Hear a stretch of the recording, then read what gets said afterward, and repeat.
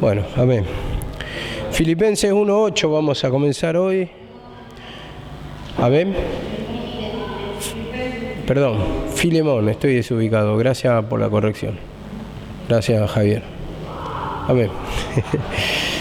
Dice, por lo cual, aunque tengo mucha libertad en Cristo para mandarte lo que conviene, más bien te ruego, siendo como soy, Pablo, ya anciano, y ahora, además, prisionero de Jesucristo, te ruego por mi hijo Onésimo, a quien engendré en mis prisiones. Bueno, esta primera parte vamos a tocar. Estuvimos haciendo una breve introducción ayer del hospedaje, del buen trato de Onésimo, quién era Onésimo. Y ahora vamos a tocar el mandato de Pablo. Le dice, te ruego, aunque tengo libertad, dice, mucha libertad, en Cristo para mandarte lo que conviene, dice. Más bien te ruego por amor, siendo como soy Pablo, ya anciano, dice.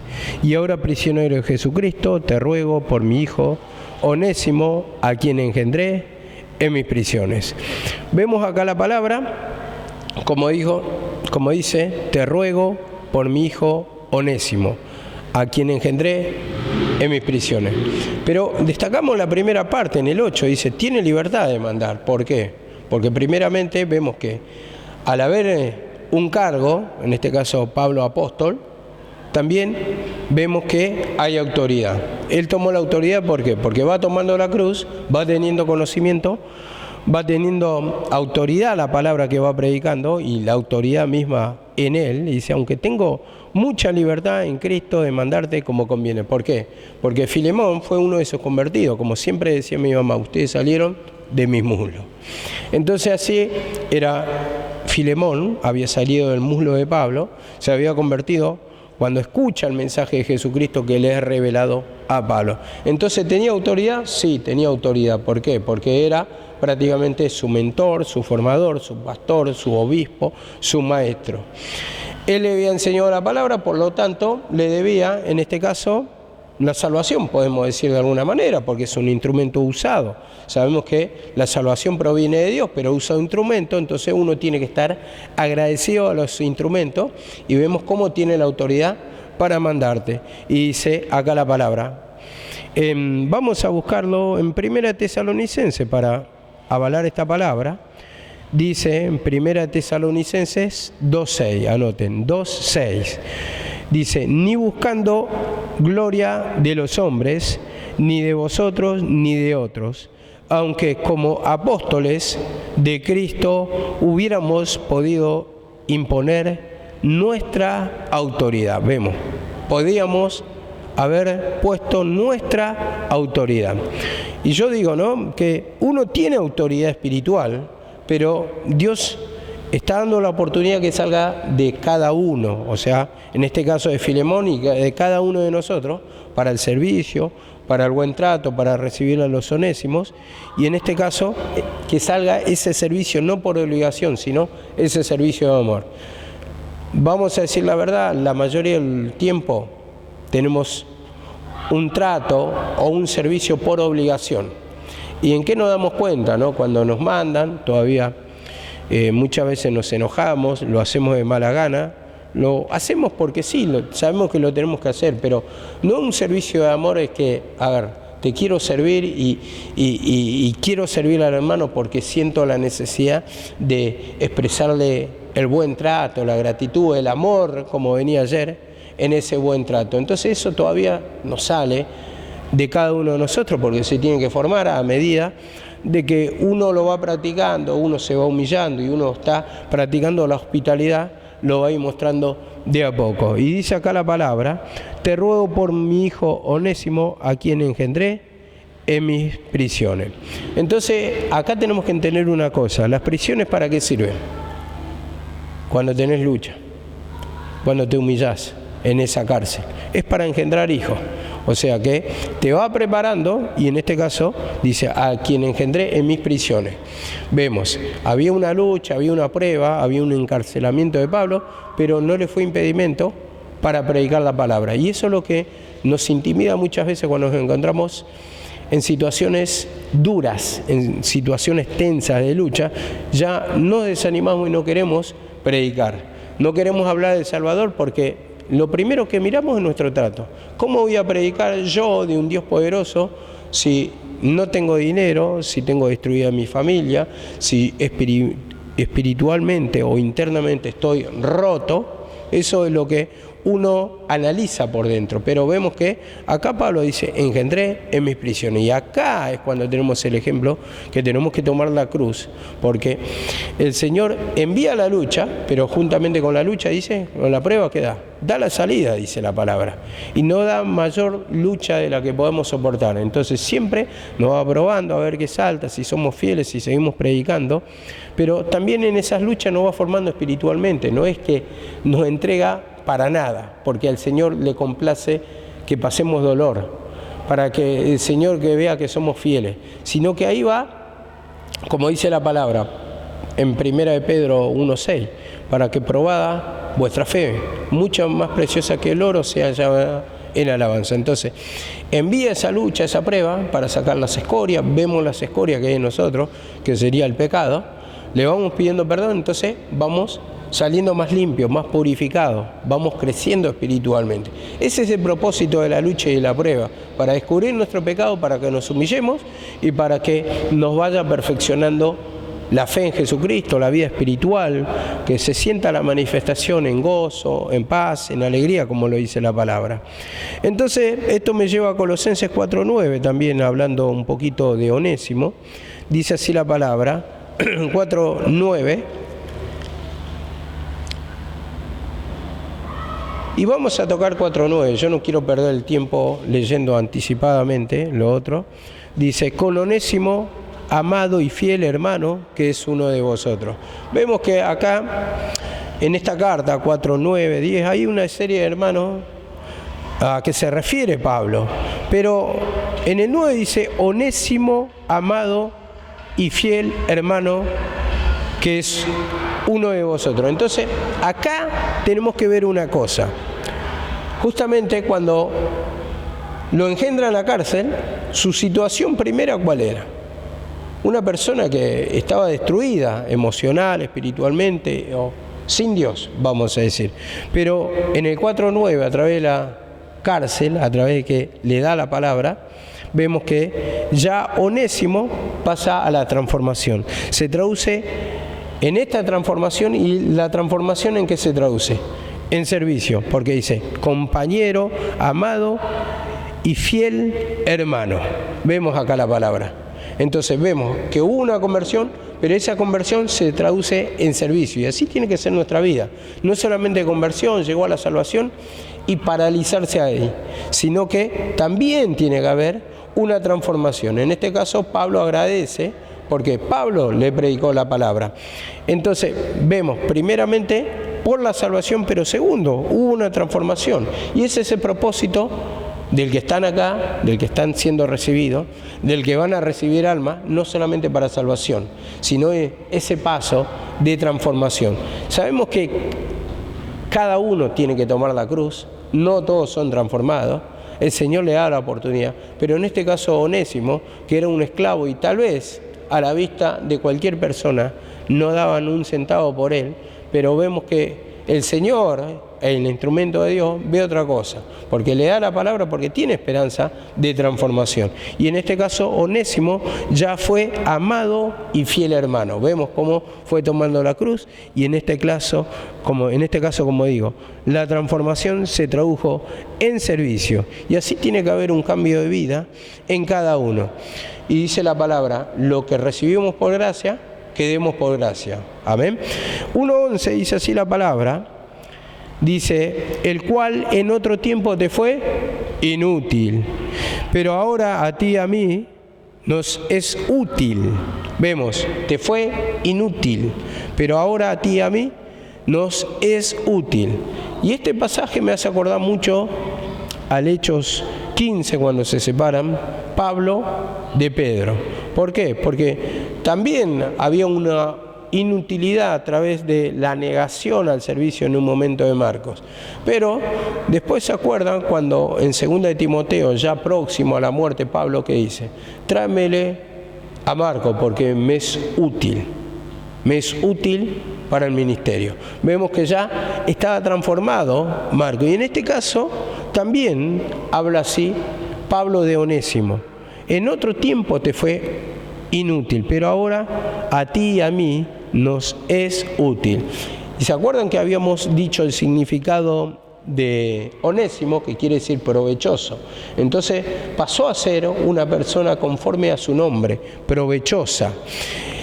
Y vemos que dice en el 12: el cual vuelvo a enviarte, tú pues recíbele como a mí mismo. Dice, vuelvo a enviarte, pero ¿cómo vuelve? Vuelve transformado. Recíbele como a mí mismo. Y estos pasajes me hace acordar cuando el Señor también dice en Primera de Juan, vamos a tocarlo, Primera de Juan 4:20, Primera de Juan 4:20, no, el apóstol Juan dice, no el Señor. Dice así la palabra, Primera de Juan 4:20: si alguno dice yo amo a Dios y aborrece a su hermano, es mentiroso. Pues el que no ama a su hermano que ha visto, ¿cómo puede amar a Dios que no ha visto? Y nosotros tenemos este mandamiento de Él: el que ama a Dios, ame también a su hermano. Entonces este es el mandamiento, de amar. En este caso vemos de recibirle como a mí mismo. Dice la palabra también, y esto lo dijo el Señor, dice también el Señor en la parte del Evangelio, dice: el que recibe a uno de estos pequeñitos, a mí me recibe. A mí me recibe, creo que está en Mateo 18:5 por ahí, si lo quieren anotar. Otro día lo voy a dar completo porque esto lo quiero tocar el jueves y lo quiero tocar bien. Y vemos que justamente esta es la palabra que usa Pablo, dice: recíbele como a mí mismo. Y dice acá la palabra en 13, estamos yendo bastante rápido, pero quiero terminar esta carta ya mañana y pasar a Hebreos la semana que viene. Dice así la palabra: yo quisiera retenerle como conmigo, dice, para que en lugar tuyo me sirviese, en mis prisiones por el Evangelio. Dice, yo quisiera retenerle para que en lugar tuyo me sirva. Vemos acá la palabra, el servicio, como está hablando, el servicio, la palabra, vemos cómo está hablando. El Señor, ¿qué quiere hacer de nosotros? Vaso, como dice, de honra. Y cuando está hablando de vaso, ¿de qué está hablando? ¿Tiene un propósito el vaso? Sí. Entonces, para cumplir un servicio, una función. Y así también, hermano, Onésimo fue transformado. Y a través de que recibió el mensaje de Pablo, vemos que Pablo ya lo ve útil. Es lo que ve, como dice, un instrumento o un artefacto de valor, un artefacto reparado, provechoso ahora. O sea, a ver, esa silla tiene una función, esa silla de rueda. Y si se rompe, está tirado a un costado, no está cumpliendo el servicio o la función que debe cumplir. Pero cuando es reparada, va a cumplir la función que tiene que cumplir, o está cumpliendo la función, en este caso porque está sana. ¿La función cuál es? Es que traslade a Cardoso, en este caso que necesita la silla de ruedas, y está cumpliendo una función. Y así también un instrumento transformado, un instrumento tocado por Dios, un instrumento que se humilla, que va escuchando la palabra y el Señor toca su vida, va a cumplir una función. Y esto es lo que tenemos que meditar. Si estamos cumpliendo la función, o esas almas que predicamos cumplen la función, en todo caso es muy amplio este ejemplo para poder tocarlo, ¿no? Dice la palabra, en este caso, bueno, yo decía, perdón, por Onésimo, que él llevaba la palabra. Él cumplía esa función. Y ustedes fíjense que en Isaías 49:2 dice la palabra: ha hecho mi boca como espada afilada. Esta es la parte que quiero tocar. Espada afilada, ¿por qué? Porque lleva la palabra. Hebreos 4:12 dice, la palabra de Dios, ¿qué es? Más cortante que espada de dos filos. Y así el instrumento de Dios cumple una función, lleva la palabra para destruir el ¿qué? Para destruir el pecado. Las vidas que están apresadas entonces son libres a través de la prédica. ¿Recuerdan Silas y Pablo en la cárcel? Le predicaron al carcelero y el carcelero se arrepintió y se convirtió con toda la familia. Si no hubiera tenido palabra, ¿se hubiera convertido? Entonces vemos que un instrumento que se humilla cumple esa función. Espada afilada. Dice 1:14, pero nada quise hacer sin tu consentimiento, para que tu favor no fuese como necesidad, sino voluntario. Vemos, esto es lo que leímos hoy. Yo no te quiero obligar, aunque autoridad tengo. Y acá dice, nada quise hacer sin tu consentimiento, para que tu favor no fuese como de necesidad, no sea como de obligado, sino voluntario. Y esto es lo que quiere ver el Señor en cada uno de nosotros. Identifiquémonos, en este caso, con Filemón, el mandato que le dio. Entonces, si hacemos todo de mala gana y estamos caracúlicos, entonces vemos que ya se ve un servicio que es obligado. No hay una satisfacción en servir. Y esto tenemos que hacer un mea culpa, una meditación, decir, Señor, ¿por qué estoy así? Ya pasaron un tiempo y me cuesta eso de servir, no quiero recibir a nadie. Y está más allá que después tal vez les predicás, te sentís libertado, todo. Pero yo digo ese paso primero. Eso que vos abrís la puerta con todas las ganas esperando al hermano que venga y vos le querés predicar, le querés servir ahí con un desayuno, con un mate, con un tereré, así que está haciendo calor ahora. Pero no hay esa algarabía. Después que le das la palabra, sentís que el Señor, bueno, por el servicio te da una pequeña paga. Pero la realidad es que, como tocábamos ayer, la mayoría se quieren desligar la función, digo, como tocábamos ayer mucho, de la hospitalidad. La hospitalidad, la mayoría no quiere cumplir esa función. Nadie quiere tener la iglesia en su casa, como tocábamos ayer en los versículos. Nadie. Son muy pocos que tienen ese sentir, algunos le muestran, pero la realidad es que todos quieren su privacidad, quieren su confort, quieren dormir su siestita y saben, por los movimientos que ven acá, saben lo que tienen que perder supuestamente, aunque tenemos mucho para ganar. En la espiritualidad ganamos seguridad, ganamos gozo, ganamos conocimiento, ganamos experiencia. Hay muchas cosas que vienen con el beneficio de servir al Señor.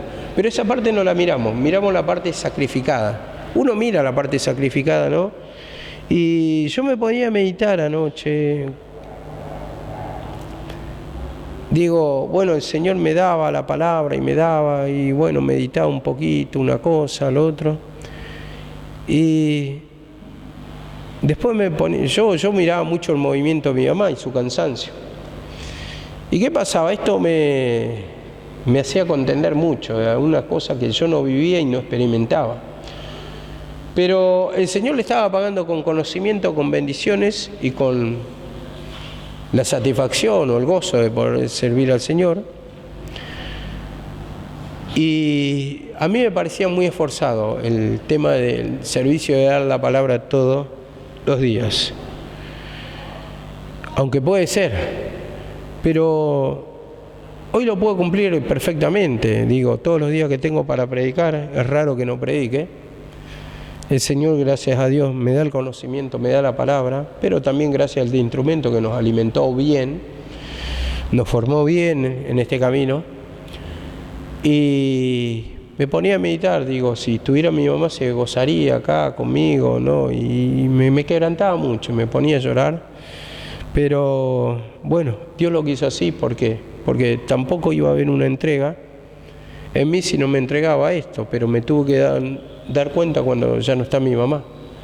Y a veces le pregunto al Señor, Dios quiera que mi mamá sepa que se me va abriendo a poquito la palabra, que estoy predicando mucho más, me estoy esforzando en el ministerio, que Karina también está predicando y lo estamos llevando a la obra de adelante. Y bueno, que seguimos con la obra, que no se cierra, que lo estamos atendiendo a mi papá también, que no se preocupe, que la iglesia está más bonita, el edificio, que ella quería ver tanto, y bueno, que vamos adquiriendo conocimiento de a poco, nos vamos arrepintiendo también de cosas pasadas que hicimos mal, por falta de experiencia, por discutir a un instrumento que sabía o que nos quería formar. Siempre me decía: Javier, lee el libro de Macabeo, Javier, investiga esto, Javier, lee esta parte, Javier. Y yo decía sí, pero por dentro había una negación total, falta de lectura. Y yo me acuerdo, me desesperaba, ¿no?, en el sentido de tener un mensaje. Tenía 2 veces a la semana, o a veces 3, pero era muy esforzado para mí. Digo, ¿qué voy a predicar? Y así, a veces me dolía la cabeza como para preparar. Llegaba, preparaba justo con la hora, y digo, ¿cómo me costaba? Y hoy ya no me cuesta así. Hoy no me cuesta porque ya hay una dedicación diferente. Antes tal vez estaba con otras cosas, estaba con los afectos, estaba con la familia, estaba con mis tiempos, estaba con los videos de YouTube ahí, entreteniéndome, y eso me vació la cabeza tanto tiempo, digo, no me di cuenta, hasta que me di cuenta ahora, del tiempo de la partida, ¿no?, de mi mamá, me empecé a dedicar mucho más a la palabra, a la lectura, y me pongo a meditar. ¿Cómo puede estar la gente sin escuchar la palabra, sin la meditación, sin la oración, sin los estudios? ¿Cómo nos le duele la cabeza, digo? ¿Cómo no están? O sea, sí, sé que están opresionados, pero ¿cómo pueden vivir una vida así? Con tanta pesadez en la mente, estar con tantas pérdidas de tiempo, con tantas pavadas. Hoy me doy cuenta. Me lo decía ella todo el tiempo. Me lo decía, pero bueno, ahora me cuesta humillarme, pedir perdón, porque desprecié la voz del instrumento. Y así, cuando nos van marcando los pasos, las equivocaciones, tenemos que pedir perdón, simplemente para que el Señor nos dé entendimiento, para que nos dé conocimiento, para que nos dé ese interés por la palabra, el estudio, entrar en la profundidad, que te dé tu revelación, no la revelación de otro. Entonces, eso yo lo puedo. Y fíjense que, mirá, puedo contar, y esto no lo voy a contar, lo puedo contar con un poquito de vergüenza también. Yo escuchaba la prédica de mamá acá, y por ahí, si la escuchaba en casa, a veces la escuchaba, pero prefería, muchas veces escuchaba prédicas de otros, para sacar temas, prédicas de otro instrumento que nada que ver con nosotros, y por ahí te dan una mirada errada, que uno piensa, oh, lo voy a decir así, parece como si fuera algo novedoso. Hoy ya no los escucho. Lo que me revela, me lo da el Señor, y estoy seguro de lo que me revela. Tengo mi propio, o el propio alimento que me da el Señor para compartir. Entonces, a eso debemos llegar. A otro instrumento le revelará de otra manera, otros ministerios le dará, pero a ellos los usa en otro lado. Para nosotros no nos sirve esa palabra. Entonces, sí puedo, o escucho, o estudio, más bien, porque ya no entro en la página de video, sino en los estudios así escritos, datos históricos que por ahí a veces me faltan para acompañar mi mensaje. Esas cosas me resultan útiles, me resultan beneficiosas, interesantes, pero ya la prédica, la forma que otro predica para ver si yo le puedo sacar un versículo, un mensaje, una revelación, directamente no. Entonces, bueno, tenemos que ver también el provecho que sacamos en esto de la investigación. Amén. Dice así la palabra: nada quise hacer sin tu consentimiento. Amén. Y dice, para que tu favor fuere, dice, no fuera como una obligación o por necesidad, sino voluntario. Esto nos lleva a 1 de Pedro 5:2. 1 de Pedro, capítulo 5, verso 2, dice: pastorea el rebaño de Dios entre vosotros, velando por él, no por obligación, dice, no por obligación, sino voluntariamente, como Dios quiere. Eso, el Señor quiere que salga de adentro, o sea, ese sentir, como dice allá pues. Entonces, cuando hay humillación va a haber servicio, y va a ser por amor. Cuando no hay humillación va a ser, tal vez pueda haber servicio, pero es por obligación. Y no es lo mismo, porque esa obligación te trae queja. Y el día que vos no estés acá, ya no vas a querer servir. Lo que vas a querer es tener tu tiempo con tu familia, vas a querer dormir la siesta, vas a querer tener tu ocio, tu tiempo para tu familia, tu salida, tus vacaciones. Eso es lo que a la mayoría le pasa. Entonces vemos que si no hay humillación va a ser de obligado. Después vienen las quejas y después viene el abandono. Como dije ayer, el Señor está pasando, en este caso, la criba. En el caso de separar la paja del trigo. Y muchos no se dan cuenta. Van saliendo, de a poquito. Algunos dicen por una cosa, por otro, tema laboral o lo que fuere. A veces ni siquiera enojados. Se van, pero la cuestión que hay abandono. Y la cuestión que ya el Señor ejecutó juicio. Y uno, al no tener discernimiento por el abandono, por la falta de quebrantamiento, justamente cae en esa desgracia. A ver, dice en 1:15, porque quizás por algún tiempo se apartó, dice, de ti por algún tiempo, para que le recibieses para siempre, ya no como esclavo, sino más que esclavo, como hermano amado. Mayormente para mí, cuanto más para ti, tanto en la carne como en el Señor. Vemos, dice, por algún tiempo quizás se apartó de ti, pero dice, para que le recibieses para siempre, ya no como esclavo, sino como hermano. Esto me hace acordar un poquito la historia de José. La historia de José se apartó de sus hermanos. ¿Y cuál es el parecido? Que lo vendieron como esclavo. En este caso, Onésimo ya era esclavo. Pero a José lo vendieron como esclavo a Egipto y él entendió bien cuando dice José, Dios me envió, dice en el 45:5 de Génesis, que lo había nombrado la otra vez. Dios me envió delante de vosotros para preservar vida, ¿no? Para preservar el futuro, para preservar posteridad de ustedes. Dice, entonces, ahí está el plan de Dios, que muchas veces el Señor hace como Él quiere. Y dice, dirá el vaso que hace al que lo formó. Muchas veces el camino del Señor es misterioso, en el sentido que a uno le acontecen males de una manera, a otro otra, pero el Señor les da oportunidad a todo para transformación. Justamente en 45:8 de Génesis también dice, no fuiste vosotros los que me enviaste aquí. Entonces entiende José el plan del Señor, sino fue Dios. Entonces, ¿para qué? Para que haga la obra en él y para que él sea de bendición a los hermanos. Y en este caso, Onésimo de la misma manera. Lo envió a la cárcel y vos decís, se cayó en la cárcel. ¡Qué desgracia! Pero ahí escucha el Evangelio, ahí vuelve transformado y ahí es compañero fiel, no solamente de Filemón, sino también de Pablo. Alguien provechoso. Y este es el propósito del Señor. Permite las cárceles, pero para ser transformado como instrumento de Dios. A ver, dice acá la palabra 1:17, así que si me tienes por compañero, recíbele como a mí mismo. Recíbele como a mí mismo, si me tienes por compañero. Y es lo que había nombrado hoy, Mateo 18:5, que dice, cualquiera que recibe mi nombre, a un niño como este, a mí me recibe. A mí me recibe, a un niño como este. Entonces, como dice, el que recibe a un niño como este, y el niño, ¿cuál es su característica? Primeramente, bueno, lo pequeño, ¿no?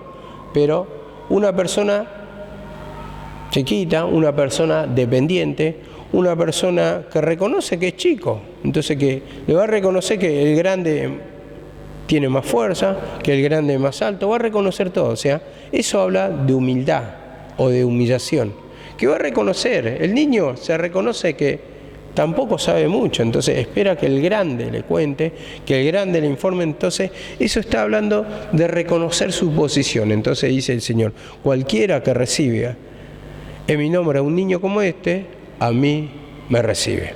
Entonces cualquier persona que se va humillando, en este caso Onésimo, un niño espiritual, lo está recibiendo a Pablo, lo está recibiendo en este caso al Señor.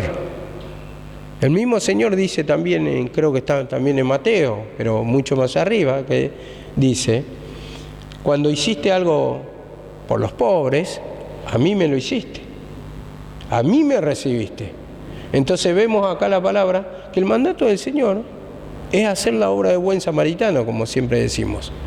Entonces, como vuelvo a repetir 1:17, así que si me tienes por compañero, recíbele como a mí mismo, o recíbelo como si fuera que es del Señor, porque tiene la vida del Señor, porque es tu hermano espiritual y porque es un niño espiritual. Entonces tenés que comprender la situación, quiere recibir la bendición, y vos, con la hospitalidad como la tuvo Filemón, también tenés que recibir a tu hermano. Y dice 1:18, si en algo te dañó o te debe, ponlo a mi cuenta.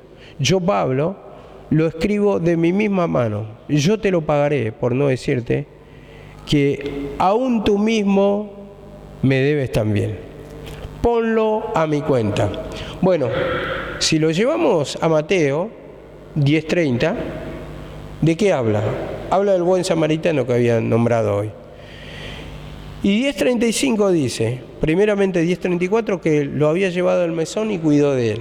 Pero 10:35 dice, al otro día, al partir, sacó 2 denarios y lo dio al mesonero y le dijo: cuídamele, y todo lo que gaste de más yo te lo pagaré cuando regrese. O sea, ponlo a mi cuenta. Es la misma frase. Vemos cómo se corresponden las historias. Dice, ponlo a mi cuenta. ¿Dónde pagó la obra? ¿Dónde pagó nuestra cuenta el Señor? En la cruz del Calvario, ¿no? ¿Por qué? Él murió por nosotros. Dice Isaías 53 que fue herido por nuestras rebeliones, ¿verdad? 53:5. 53:6 dice, mas Jehová cargó en él el pecado de todos nosotros. O sea, lo puso a la cuenta de Jesucristo. Y Jesucristo tomó nuestro lugar. Jesucristo pagó nuestra cuenta. Y el Señor se la cobró. O sea, entregó a su Hijo. Vemos que dice, mas Jehová cargó el pecado de todos. ¿A quién le pasó la cuenta? Al Señor. Él va a pagar por nuestro pecado. Entonces murió por nosotros. Y dice 1:20, sí, hermano, tenga yo algún provecho de ti, conforta mi corazón en el Señor. Te escribo confiando en tu obediencia, sabiendo que harás aún más de lo que te digo. Confiando en tu obediencia, sabiendo que vas a hacer más de lo que yo te digo. Conforta mi corazón, dice Pablo. Esto nos lleva a 2 Corintios 8:22, dice, hemos enviado a nuestro hermano, hemos comprobado con frecuencia que fue diligente en muchas cosas, fue cuidadoso en muchas cosas, pero ahora mucho más diligente debido a la gran confianza que tiene en vosotros. O sea, no da nombre esa diligencia, ese cuidado, ese que confortó el alma de Pablo, pero cualquiera de nosotros puede ser. Tenemos confianza, dice Pablo. Tenemos confianza de vosotros. Dice 8:23, en cuanto a Tito, es mi compañero y colaborador. Dice, y en cuanto a nuestros hermanos, son mensajeros de la iglesia y gloria de Cristo.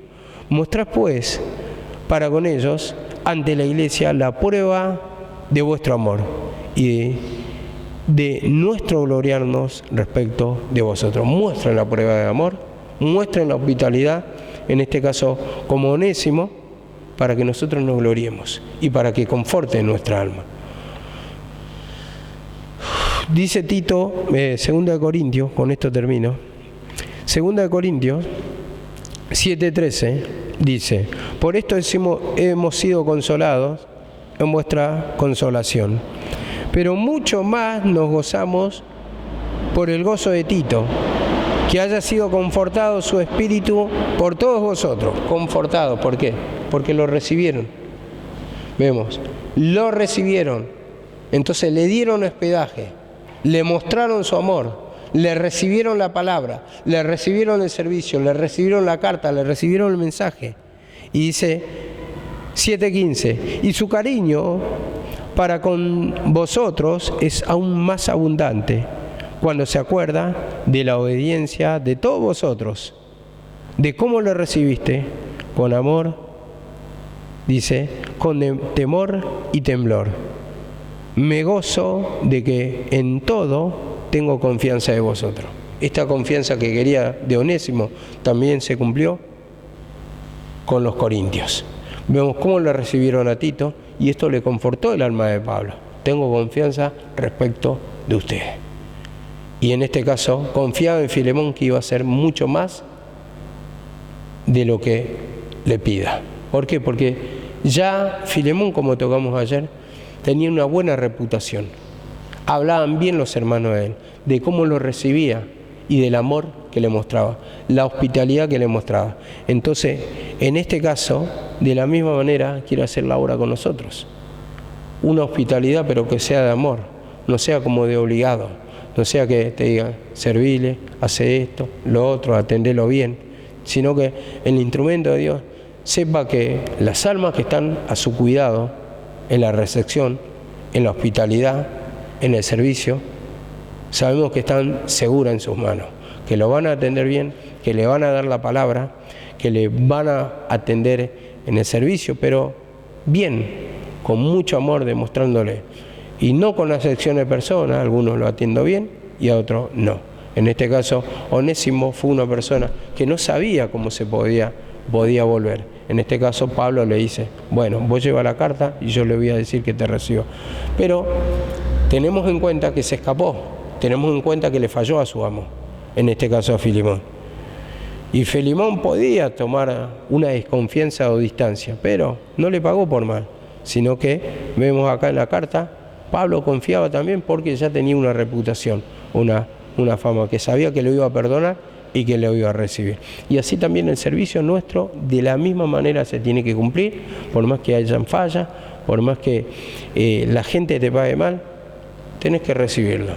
Y en esto también yo hago una mea culpa, ¿no? Porque hay cosas que yo siempre digo. A mí me hace una sola vez que me fallé, yo creo que te marco para toda la vida. Me acuerdo y me acuerdo toda la vida. Soy una persona que se acuerda, y tal vez yo no te lo voy a refregar ni te voy a pelear, pero sí me voy a acordar toda la vida y voy a tener una distancia, un cuidado, una prudencia. La prudencia creo que tiene que estar para no haber conflictos, pero no el rencor. Y ahí eso es una de las cosas que yo tengo que trabajar, que me acuerdo de todas las fallas de cada una de las personas, entonces siempre tomo esos recaudos, pero recaudos en el sentido que todavía hay una desconfianza o todavía hay una falta de perdón. Entonces, eso es lo que yo también tengo que trabajar y creo que cada uno de nosotros, para que haya un servicio de amor, porque la obligación lo hacemos todos, pero el servicio de amor, creo que si no se forma el amor en nosotros, ¿qué le vamos a dar? Si lo único que damos es lo que tenemos. De lo que tengo te doy, dijo Pedro. Y si no tenemos amor, ¿qué vamos a dar? Un servicio simplemente por obligado, de mala gana, que todo te cuesta, que es esforzado, que te querés ir, que no ves tu hora que te acomode. ¿Para qué? ¿Para qué? ¿Para cumplir nada? ¿Para que esta palabra caiga en saco roto? Esa instrucción, esa dedicación tanto tiempo, no.